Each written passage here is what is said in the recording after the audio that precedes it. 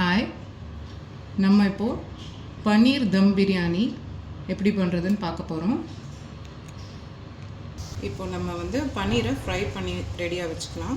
இப்போ ஒரு பேனில் பன்னீர் ஃப்ரை பண்ணுறதுக்கு தேவையான அளவுக்கு கொஞ்சமாக ஆயில்,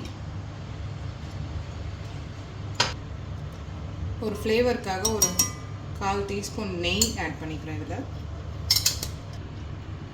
இப்போ நம்ம இந்த ஆயிலில் பன்னீரை ஆட் பண்ணிக்கலாம்.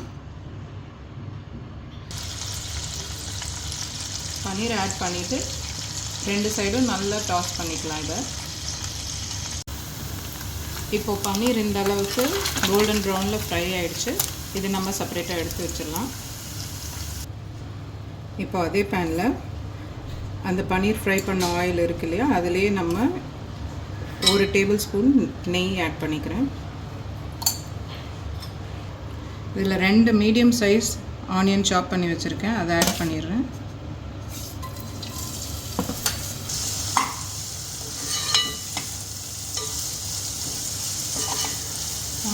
ஆனியன் நல்லா ஃப்ரை பண்ணிக்கலாம்.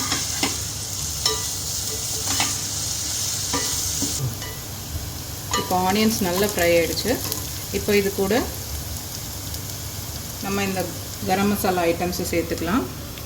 கொஞ்சமாக சோம்பு, 2 ஏலக்காய், 2 லவங்கம், சின்னதாக ஒரு ஸ்டார் அனீஸ், ஒரு சின்ன துண்டு பட்டை, ஒரு பிரிஞ்சி இலை, இது எல்லாத்தையும் நம்ம இதில் சேர்த்துக்கலாம்.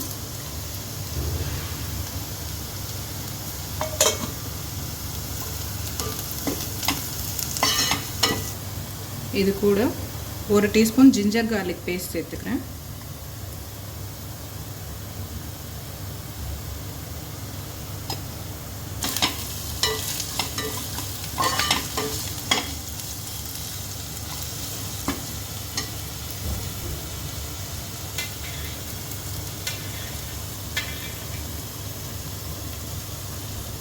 இப்போ நான் ஒரு 3 மீடியம் சைஸ் டொமேட்டோ இந்த மாதிரி பியூரி பண்ணி வச்சுருக்கேன். அந்த பியூரி இதில் ஆட் பண்ணிக்கலாம்.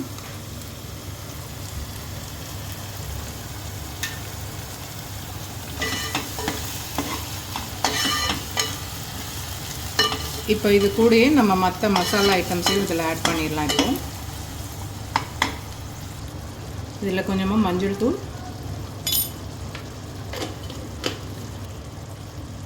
நம்ம காஷ்மீரி சில்லி பவுடர் சேர்த்துக்கலாம், இல்லாட்டி நார்மல் மிளகாய் தூளும் சேர்த்துக்கலாம். 1/2 டீஸ்பூன் மிளகாய் தூள், 1 டீஸ்பூன் தனியா பவுடர்,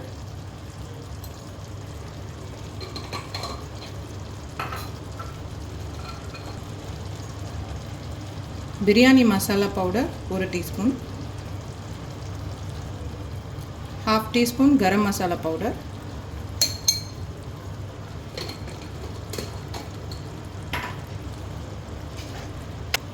இதில் தேவையான அளவு உப்பு சேர்த்துக்கலாம்.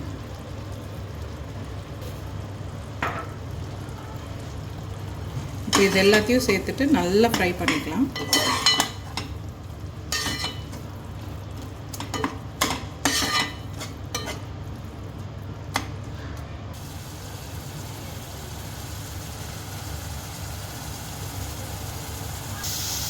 இப்போ இந்த அளவுக்கு நம்மளோட கிரேவி நல்லா ஃப்ரை ஆகிடுச்சு. ஆயில் செப்பரேட் ஆக ஆரம்பிச்சிருச்சு. ஸோ இந்த ஸ்டேஜில் ஒரு 1/2 கப் தயிர் ஆட் பண்ணிக்கிறேன்.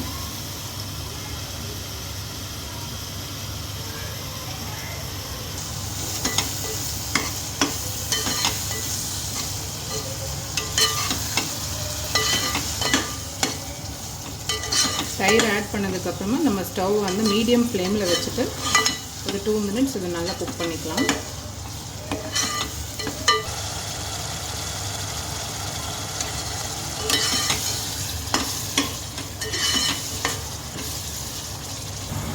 இப்போ இதில் நான் ஃபைன் சாப் பண்ணி வச்சுருக்கிற இந்த கொத்தமல்லி, புதினா இதை ஆட் பண்ணிடுறேன்.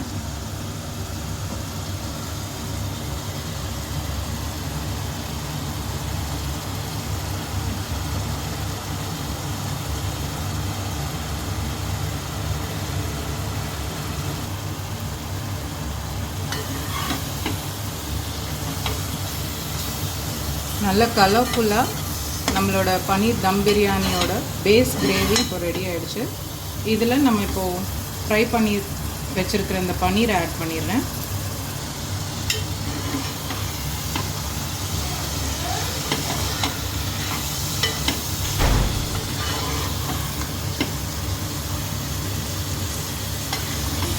இதில் இப்போ ஒரு 1/2 கப் வரைக்கும் தண்ணி சேர்த்துட்டு ஒரு 1 மினிட் இதை குக் பண்ணிவிட்டு நம்ம இந்த கிரேவி ஆஃப் பண்ணிக்கலாம். அடுத்தது நம்ம இந்த ரைஸு இந்த கிரேவி லேயர் பண்ண போகிறோம். அது எப்படி செய்கிறதுன்னு பார்க்கலாம்.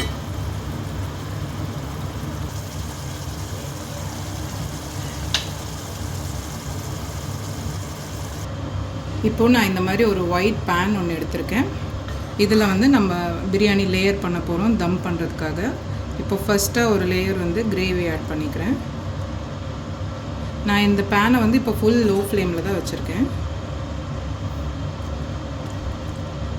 இப்போ ஒரு லேயர் இந்த மாதிரி நான் கிரேவி ஆட் பண்ணிட்டேன். இப்போ ஒரு லேயர் வந்து பாஸ்மதி ரைஸ் நான் ஒரு 1/2 அன் ஹவர் ஊற வச்சுட்டு நான் அதை வந்து பாயில் பண்ணி வச்சுருக்கேன். அது கூட கொஞ்சம் உப்பும் ஆயிலும் சேர்த்து பாயில் பண்ணால் நமக்கு ரைஸ் இந்த மாதிரி உதிரி உதிரியாக கிடைக்கும். நம்ம ரைஸை ஹாட் வாட்டரில் நல்லா இதை குக் பண்ணிவிட்டு ஸ்ட்ரெயின் பண்ணி வச்சுக்கலாம். லேயர் நம்ம இப்போ ஒரு லேயர் நம்ம ரைஸை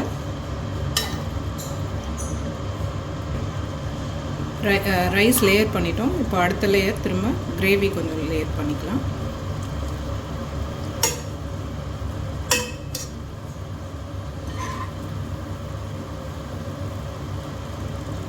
இந்த மாதிரி மாற்றி மாற்றி நம்ம ஒரு லேயர் ரைஸ் ஒரு லேயர் கிரேவி இப்படி மாற்றி மாற்றி ஸ்ப்ரெட் பண்ணிக்கலாம்.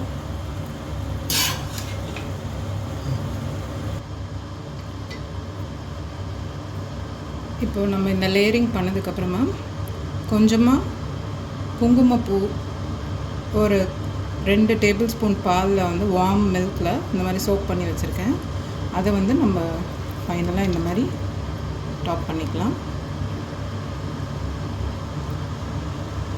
இப்போ நம்ம ஸ்டவ்வை வந்து ஒரு கம்ப்ளீட்டாக லோ ஃப்ளேமில் வச்சுட்டு ஒரு 10 மினிட்ஸ் இது தம் பண்ணிக்கலாம். இந்த மாதிரி டைட்டாக ஒரு லிட்டை மூடிட்டோம்னா 10 மினிட்ஸ் ஃபுல் லோ ஃப்ளேமில் வச்சு இது தம் பண்ணிக்கலாம். இப்போ 10 மினிட்ஸ் இது தம் பண்ணி ரெடி பண்ணியாச்சு. ரொம்ப யம்மியாக நம்மளோட பன்னீர் தம் பிரியாணி ரெடி ஆகிடுச்சு.